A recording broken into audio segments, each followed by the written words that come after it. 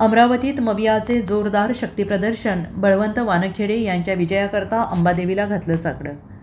अमरावती लोकसभा मतदारसंघाचे महाविकास आघाडीचे उमेदवार आणि आमदार बळवंत वानखेडे यांनी आज आपल्या प्रचाराचा नारळ फोडला। यावेळी अंबादेवी आणि एकविरा देवीची ओटी भरून आणि महाआरती करून मवियाचे उमेदवार वानखेडे यांच्या प्रचाराला सुरुवात झाली आहे। यावेळी उमेदवार बळवंत वानखेडे म्हणाले, माझ्या विजयासाठी सर्वांनी साकडं घातलेलं आहे, तर दुसरीकडे माझ्या विरोधात महायुतीला उमेदवार मिळत नाही आहे। माझ्या विरोधात अजूनही उमेदवार नाही, ही अंबादेवीची कृपा आहे, असा टोला वानखेडे यांनी लगावला आहे। तर यावेळी महाविकास आघाडीचे सर्वच नेते यावेळी उपस्थित होते।